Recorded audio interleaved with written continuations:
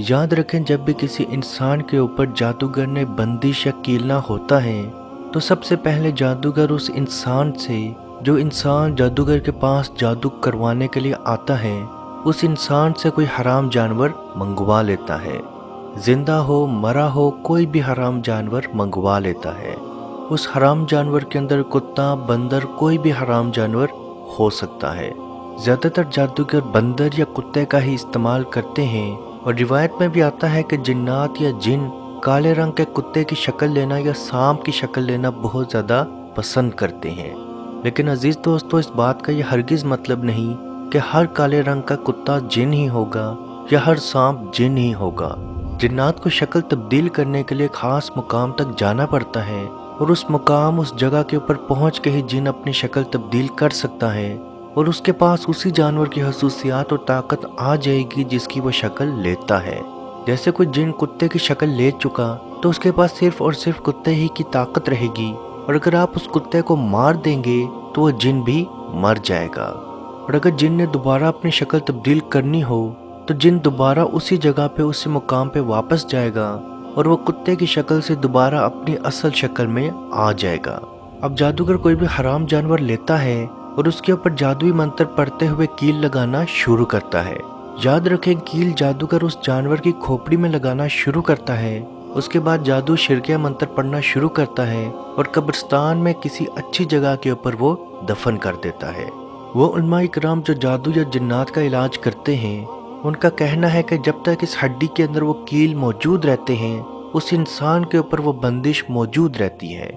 यानी अगर इंसान के ऊपर कारोबार की बंदिश की जाए, या शादी की बंदिश की जाए, या औलाद की बंदिश की जाए, तो जब तक वो कील उस हड्डी के अंदर मौजूद रहेगा, उस कारोबार में, उस लड़की में, उस लड़के के अंदर वो बंदिश मौजूद रहेगी। वो कील आसानी से किसी को ना मिल सके, या वो जादू किसी को आसानी से ना मिल सके, इसलिए वो जादूगर उस जादू को दफन कर देता है। लेकिन जादूगर इस चीज़ को बिल्कुल भूल जाता है कि उसका खालिक, हमारा खालिक या शैतान का खालिक सिर्फ एक है, और बेशक वो मेरा रब है।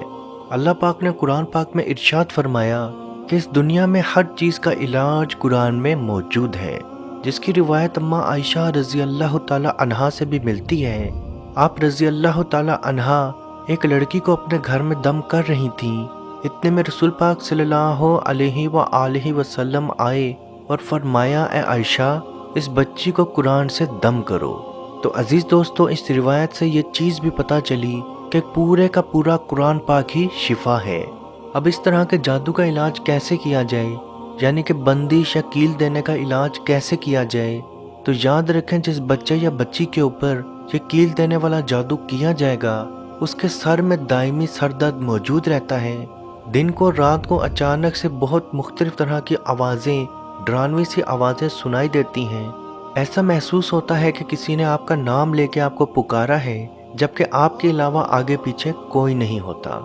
सोते हुए झटके भी लगते हैं, डरावने ख्वाब भी आते हैं। जो भी काम करने की कोशिश करें वहाँ नाकामी मिलती है।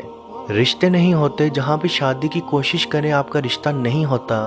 कारोबार की कोशिश करें, कारोबार नहीं चलता। इसी तरह हर काम के अंदर मायूसी मिलती रहती है, जबकि वही काम कोई दूसरा करे तो उसको मुनाफा होता है, लेकिन अगर वही काम आप करें तो सिर्फ और सिर्फ आपको नुकसान ही मिलता है।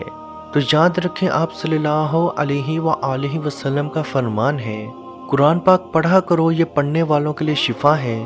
तो सबसे पहले आप हर रोज़ थोड़ा या ज़्यादा कुरान पाक पढ़ना शुरू कर दें, और अगर हो सके तो तर्जुमे के साथ कुरान पाक पढ़ना शुरू करें, और उस कुरान पाक के साथ साथ सूरह बकरा की तिलावत भी रोज़ करें।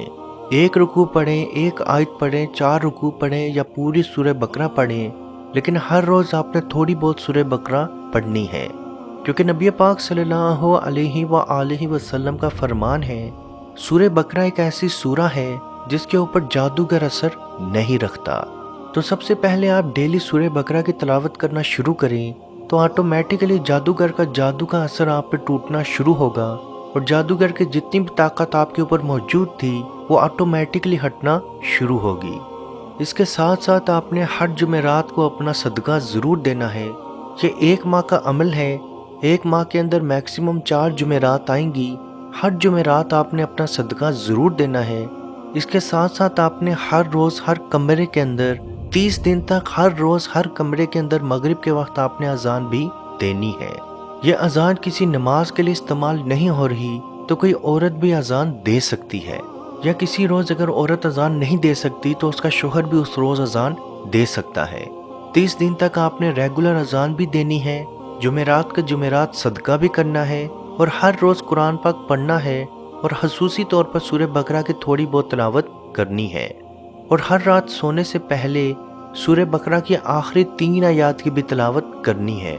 نبی پاک صلی اللہ علیہ وآلہ وسلم کا فرمان ہے، جو شخص لگاتار 3 راتوں تک جو شخص سورہ بقرہ کی آخری آیات کی تلاوت کرے، اس کی زندگی سے، اس کے گھر سے، اس کے گھر والوں سے جنات شیاطین دور بھاگ جاتے ہیں۔ عزیز دوستو، جب آپ یہ عمل کرنا شروع کریں گے تو 3 دن کے اندر اندر آپ کا جادو مکمل طور پہ ٹوٹنا شروع ہوگا، لیکن کم از کم 1 ماہ تک آپ نے یہ عمل روز کرنا ہے۔ اللہ پاک سے دعا ہے کہ ہم سب کو اپنے حفظ و ایمان میں رکھے، اور کشمیر کے بھائیوں پہ خصوصی رحم عطا فرمائے، اور ان کو آزادی کی نعمت عطا فرمائے۔ آمین۔ اللہ حافظ۔ اے مالک، ہمارے اٹھے ہوئے ان گندے ہاتھوں کی طرف نہ دیکھ، مالک اپنا رحم اور اپنا کرم فرما، مقبوضہ کشمیر کے مسلمانوں کو آزادی کی نعمت سے مالا مال فرما۔ اے اللہ، اس حال کے اندر جب کہ ان پر ظلم و ستم ہو رہے ہیں، اس قدر ان پر مصائب اور آلام ہیں، اے مالک و مولا، اس ماہ مقدس کی مقدس گھڑیوں کا صدقہ اے اللہ کشمیر کے مسلمانوں کو آزادی کی نعمت سے مالا مال فرما۔ اے مالک، جو ان پر مصائب اور آلام بارش کی طرح برس رہے ہیں، اے مالک تو اپنا خاص فضل اور اپنا کرم فرما، ان کی اس آزمائش کو، اس امتحان کے اندر ان کو کامیاب فرما، ان کی اس آزمائش کو دور فرما۔ اے مالک و مولا، اپنا کرم فرما، ان کو آزادی کی نعمت سے مالا مال فرما۔ اے مالک، ہم گناہگار سیاہکار جو بھی ہیں، تیرے محبوب کی امتی ہیں، تجھے تیرے نبی علیہ السلام کا، اس کی محبوبیت کا واسطہ دے کر تجھ سے دعا مانگتے ہیں۔ اے مالک، کشمیر کے مسلمانوں کو آزادی کی نعمت سے مالا مال فرما۔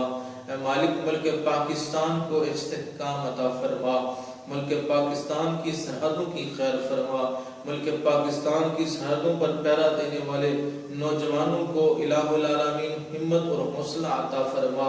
ملک پاکستان اور دنیا کے اندر اسلامی مملکت کے جتنے بھی حکمران ہیں، اے مالک ان کو شرم و حیا عطا فرما۔ اے مالک، ان کو کفار کی آنکھوں میں آنکھیں ڈال کر بات کرنے کا حوصلہ اور ہمت عطا فرما۔ اے مالک و مولا، اسلامی ملکوں کو اکٹھے ہو کر اے مالک و مولا کشمیر کی سلامتی کے لیے، حق ارادیت کے لیے آواز اٹھانے کی توفیق عطا فرما۔